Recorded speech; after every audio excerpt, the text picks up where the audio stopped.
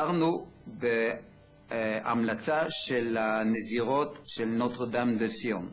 בתום המלחמה הדודות שלנו הצליחו למצוא אותנו בגרונות וביקשו מגברת ברון להעביר אותנו לחזקתה, והגברת ברון התנגדה בכל הכוח להעביר אותנו לחזקת המשפחה. The nightmare begins. February 14th, 1944, Valentine's Day. While couples across France exchanged tokens of affection, Gestapo agents stormed into La Tranche, a quiet suburb near Grenoble in southeastern France. Their target, Dr. Fritz Finaly, a 33-year-old Jewish refugee from Austria, and his 29-year-old wife Annie. The couple was dragged from their home and thrown into the notorious Drancy deportation camp. 3 weeks later, on March the 7th, they were loaded onto cattle cars bound for Auschwitz. They would never return. But Fritz and Annie Finaly had seen this coming. Days before their arrest, they had made desperate arrangements to save their two young sons, Robert, not yet 3 years old, and Gerald, barely 18 months. The boys were placed in the Catholic nursery of Saint Vincent de Paul. Fritz had given explicit instructions to a trusted non-Jewish friend, Marie Poupert. If anything happened to him and Annie, the children must go to his sisters, Margaret Fischel in New Zealand or Hedwig Rosner in Palestine. גירושי יהודי צרפת, ההורים שלנו נתפסו על ידי נאצים והועברו לאושוויץ ושם הם נרצחו. אני, רוברט ואחי גד היינו בפעוטון, אני הייתי בן 3 ואחי גד היה בן 2. כאשר נודע לפעוטון שההורים שלי נלקחו על ידי נאצים, הועברנו לבית ילדים עירוני קתולי בהנהלתה של גברת אנטואנט ברון, ושם הוסתרנו בהמלצה של הנזירות של נוטרדם דה סיון. The Finalys had their sons circumcised 8 days after birth, as Jewish law requires. This single act would later become crucial evidence of their intent to raise their children as Jews. But in February 1944, as the parents were being shipped to their deaths, the two little boys were moved again, this time to the municipal nursery in Grenoble, run by a 56-year-old Catholic woman named Antoinette Brun.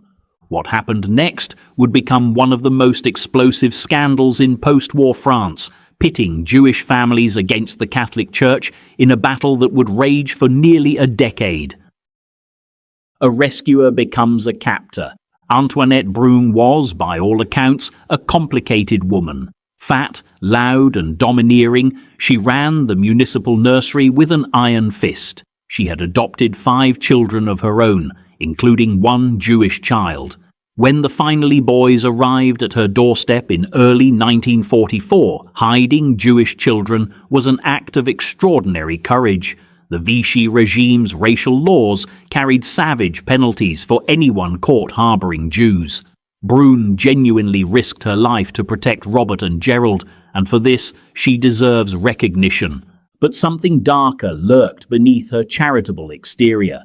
Brun was a devout Catholic with what can only be described as a pathological obsession with converting Jews. Years later, in a hateful letter to her former charges, she would reveal the source of her anti-Semitism. Her mother's first husband had been Jewish, and Brun resented her stepbrothers. This personal bitterness would soon morph into a fanatical determination to deny the Finaly children their Jewish heritage. August 1944 brought liberation to France. The Finaly boys were safe, but their ordeal was just beginning. The family fights back. In February 1945, barely 3 months after liberation, and while the war still raged, Margaret Fischel in New Zealand wrote to the mayor of La Tranche seeking news of her brother. The mayor, who had known Dr. Finaly personally, replied with devastating honesty. Fritz and Annie had been deported and would not return. But there was hope. Their children had survived and were living in Mademoiselle Brun's nursery. The mayor added something crucial. Your brother's dearest wish was that you should take the children in case of any mishap. Margaret immediately wrote to both Marie Poupert and Antoinette Brune, thanking them for saving the boys and requesting their transfer to New Zealand. By May 1945, she had already secured immigration permits. Everything was ready. Brune's response, when it finally came in July, was evasive. Yes, the children were healthy, but they were too young for such a long journey. Perhaps later. She made much of the bonds of affection she had formed with the boys, claiming they were in a way my own little ones. She ended with a pointed declaration, "I am French and Catholic. Your nephews are Jews. That is to say, they have remained in their religion." This last statement was a lie, and it wouldn't be her only one. The secret baptism. What Margaret Fischel didn't know, what no one in the Finaly family knew, was that on November 12, 1945, while she was still writing hopeful letters to Brune, Antoinette had already set her trap. She convened a family council before a justice of the peace in Grenoble. The council consisted of 4 Jewish friends of the Finalys, none of whom knew about Margaret's letters or her attempts to claim the children. By concealing this crucial information from the court, Brune secured legal guardianship. But that wasn't enough. In July 1948, Brune took the next step. She had Robert and Gerald secretly baptized as Catholics. ואז באותה תקופה היא הגבילה אותנו לנצרות לקתולים והעביר אותנו לחזקתה בתור אפוטרופוס. והיא סיפרה לנו שלמרות שנולדנו למישהו אחר, המישהו אחר היה שייך לדת שהרג את ישו. וזה דבר שזעזע אותנו בתור ילדים, ורצינו להישאר קתולים בגלל הסיפורים האלה. אני הייתי מיועד להיות כומר לפי הדעה של גברת ברון. הלימודים שלי היו במוסדות קתולים שנוהלו על ידי נזירים. וברגע שאנחנו נהפכנו לקתולים באופן רסמי, העבירו אותנו ממוסד למוסד, בדרום צרפת, בצפון צרפת ובסוף גם בספרד. When Moise Keller, a Jewish engineer acting on behalf of the family, first met with Brune in July 1948, all hell broke loose. Before he could even introduce himself properly, she launched into a venomous tirade. "You coward, ungrateful Jews! At the slightest danger you flee in fear, leaving your children in the care of others. And now you have the nerve to ask me to give them back? I will never give those children back. The only thing I can tell you that will certainly please you is that I baptized them. I made them both 2 little Catholics." Keller was stunned. He now understood that retrieving the children would require not just moral persuasion, but a legal battle against an adversary who had the full backing of the Catholic Church. 5 years of legal warfare. What followed was a legal odyssey that would consume 5 years, drain Keller's finances, and force him to close his successful chemical engineering business. Between 1949 and 1952, the family won multiple court orders demanding that Brune surrender the children. Every single time, she refused. The pattern became predictable and infuriating. A court would rule in the family's favor. Brune would appeal on technicalities. Her lawyers, backed by the church, would find sympathetic Catholic judges in lower courts who would overturn the verdicts. When appeals failed and she ran out of legal options, she simply hid the children under false names in Catholic institutions across France and Switzerland.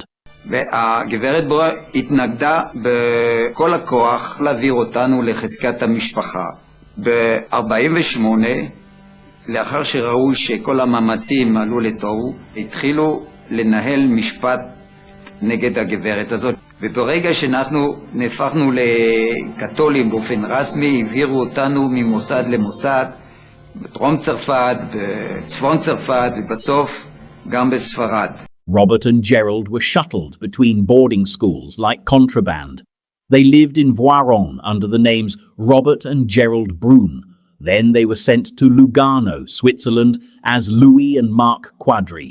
Later, they appeared at Dominican schools as Louis and Marc Brune. then as Martella and Olivieri in Marseille. The boys were moved so frequently that even when they testified in court in June 1952, they calmly told the judge they only saw Mama Brune once or twice a year. She wasn't caring for them at all. Nuns and priests were. The charade reached its climax in late 1952 when Brune attempted to bribe the boy's uncle, Otto Schwarz, who had survived exile in Shanghai. A Franciscan priest appeared at Schwarz's door in Austria, delivering a letter from Brune requesting he sign guardianship papers. When he refused, Brune tried again, offering to pay for his train ticket to Strasbourg to see his nephews.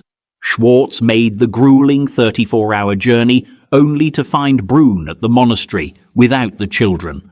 She then offered him money, tried to get him to lie about visiting her at Christmas, and even dangled access to a Swiss bank account in Fritz Finaly's name if he would cooperate.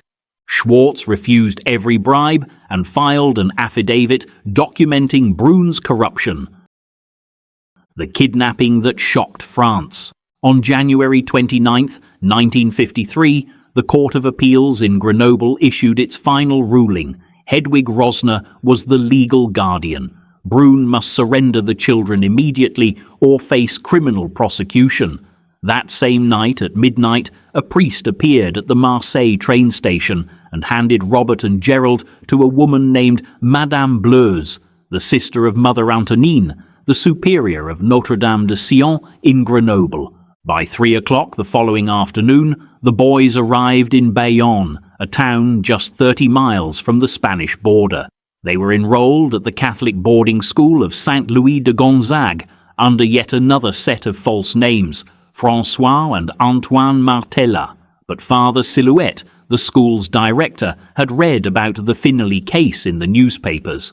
When Madame Bleuse let slip that the boys had come from Grenoble, he became suspicious and alerted the district attorney. The prosecutor ordered Silhouette to hold the children, but the network moved faster. On February 3rd, when Moise Keller arrived with police and proper documentation to collect Robert and Gerald, they were gone. The next day, February 4th, 1953, French newspapers exploded with the story. Photos of Antoinette Brun, Mother Antonine, and other nuns being arrested dominated the front pages. The French public was outraged, not just at the kidnapping, but at the brazen defiance of the law. The Church's doctrine, once baptized, forever Catholic. To understand why the Church fought so viciously to keep the Finaly children, you need to understand Catholic doctrine on baptism. According to Church teaching, baptism creates an indelible spiritual mark. Once baptized, a person becomes Catholic forever, even if the baptism was performed illegally, against the wishes of the parents, or under false pretenses. And once a child was Catholic, the Church claimed absolute authority over their religious education. This wasn't theoretical. In 2005, researchers discovered a document dated November 20th, 1946, just after World War II, containing instructions from the Holy Office approved by Pope Pius XII himself. The directive was chilling in its clarity. Baptized Jewish children, even if orphaned, should be kept in Catholic custody. Children without living parents must not be returned to Jewish institutions. The Church was to evaluate case by case and provide no written answers to Jewish authorities. The Finaly case wasn't an aberration, it was Church policy. When the Vatican archives for Pius XII were finally opened in March 2020, documents confirmed what many had suspected. The Pope personally directed the French clergy to defy court orders and keep the Finaly children. He was directly informed of instructions to hide the boys and plant misleading stories in the press. For the Vatican, this was a battle for souls, and they were prepared to break the law to win it. The escape to Spain. What the Finaly children endured next was harrowing. Robert, who kept a diary, later described their escape in heartbreaking detail. On February 13, 1953, in the middle of a brutal snowstorm, the two boys, aged 11 and 12, were led on foot through the Pyrenees Mountains into Spain. They wore summer clothes and half shoes. The snow was knee-deep. The trek took 5 hours. A Basque priest, Abbé Ibarbaru, and a ferryman named Susterigai guided them across the border.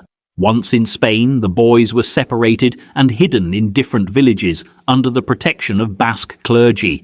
The French police arrested 6 priests and multiple nuns as accomplices to kidnapping. All of them admitted their guilt. All of them were released within days. The children remained missing for months. Spain, under the ultra-conservative Catholic dictatorship of Francisco Franco, had no intention of returning baptized Jewish children to their family in the newly formed state of Israel. France divided, the battle for public opinion. The legal case was won. Hedwig Rosner was the rightful guardian. But Keller understood something crucial. A court verdict meant nothing if the church refused to comply. He needed to win the battle for public opinion.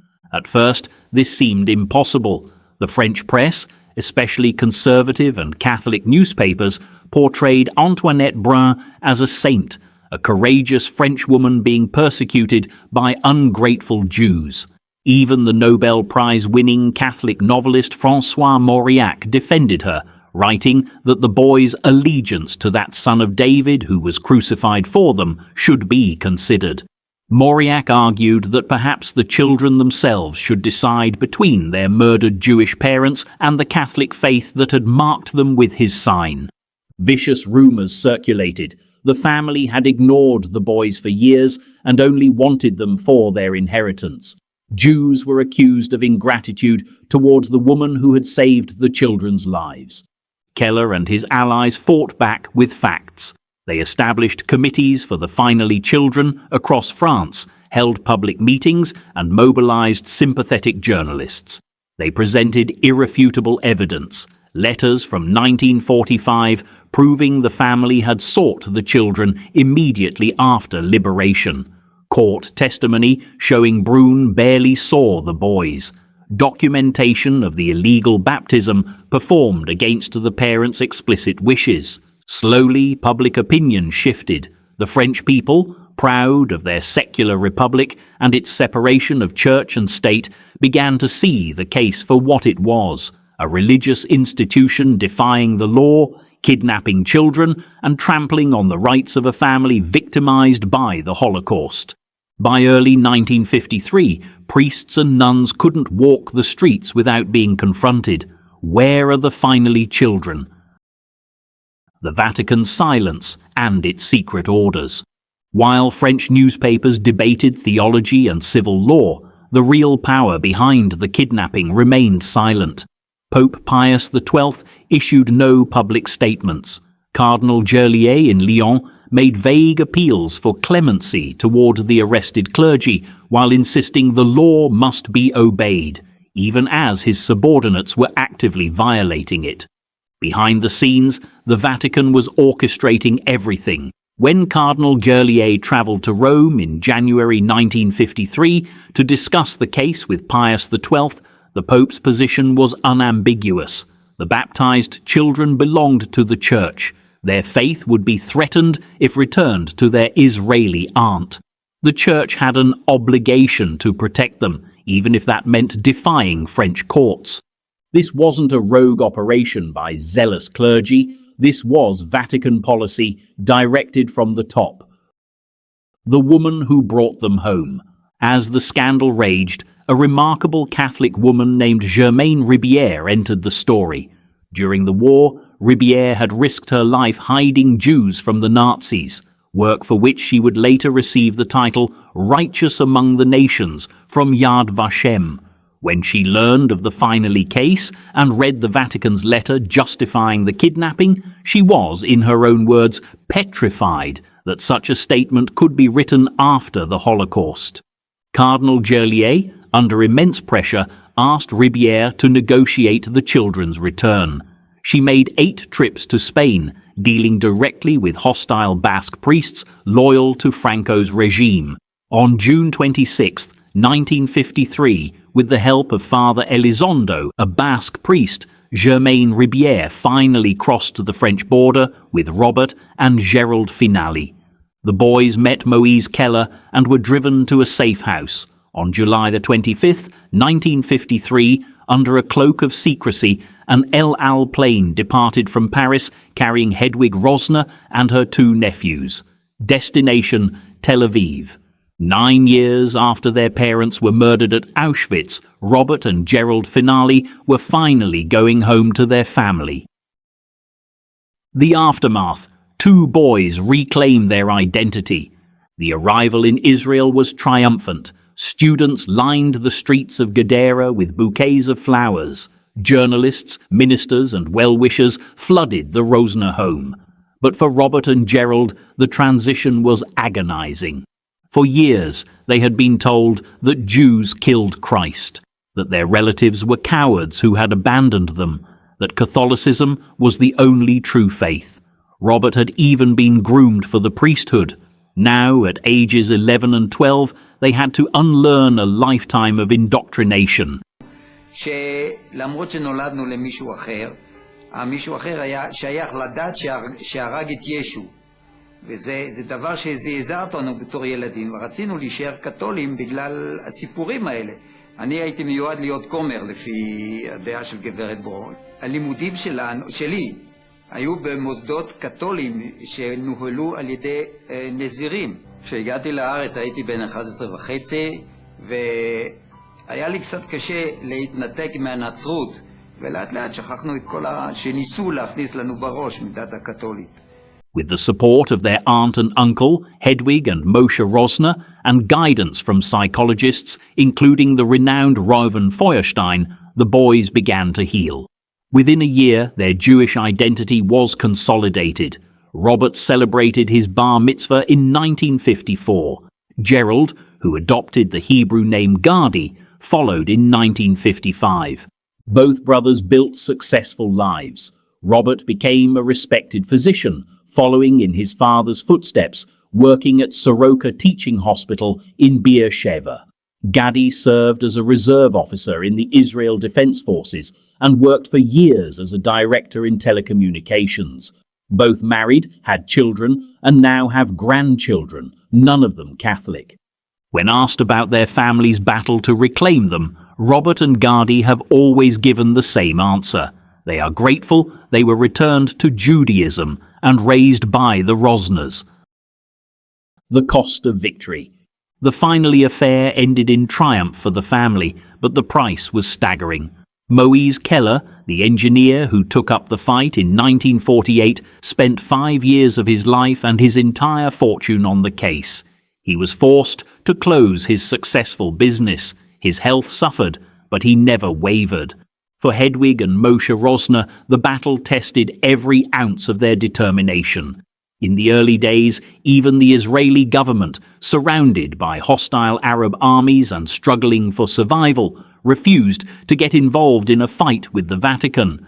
The Rosners fought essentially alone. Michael Rosner, Hedwig's son and the boy's cousin, later recalled asking his parents at the dinner table whether they really believed they could defeat such a powerful institution.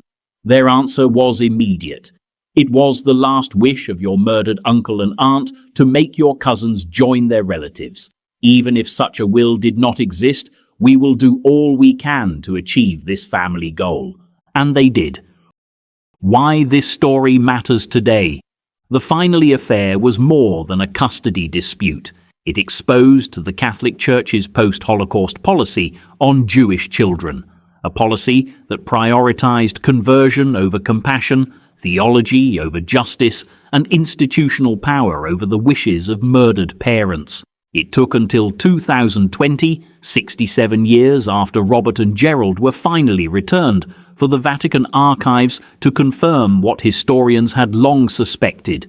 Pope Pius XII personally directed the clergy to hide the boys and defy French law. The same pope who remained silent during the Holocaust actively worked to prevent 2 Jewish orphans from returning to their family. The case also reveals something important about moral courage. Germaine Ribière Father Shaillet and other Catholics who fought to return the children demonstrated that faith and justice are not incompatible. They proved that even within an institution capable of great wrong, individuals can choose to do what's right. For the French Republic, the Finaly Affair became a defining moment, a test of whether secular law would prevail over religious authority. The fact that Robert and Gerald were ultimately returned affirmed the principle that in a democracy no institution, however powerful or ancient, is above the law. The legacy. Today, Robert and Gerald Finaly live quietly in Israel, surrounded by children and grandchildren who carry on the legacy Fritz and Annie Finaly fought so desperately to preserve. The family name survived, the Jewish lineage continued. Antoinette Brun died unrepentant, insisting to the end that she had acted out of Christian love. The priests and nuns who kidnapped the children faced no lasting consequences. The Vatican never apologized, but the Finaly children came home, and in that single fact lies a truth that transcends all the legal battles, all the theological debates, all the political maneuvering. Sometimes, against overwhelming odds, justice wins. The Finaly Affair stands as both a warning and an inspiration, a warning about the dangers of religious absolutism and institutional arrogance, an inspiration because ordinary people, a determined family, a tireless engineer, a courageous Catholic woman, stood up to the most powerful religious institution on earth and won. גברת ברון הצילה אותנו ממוות, זה בטוח. אבל מה שלא טוב שהם עשו, שניסו להשתלט על הנשמה שלנו ולהעביר אותנו את הדת. Fritz and Annie Finaly died in Auschwitz, but their final wish was honored. Their sons were raised as Jews, surrounded by family, free to choose their own path. In a century defined by unimaginable loss, that counts as a victory worth remembering.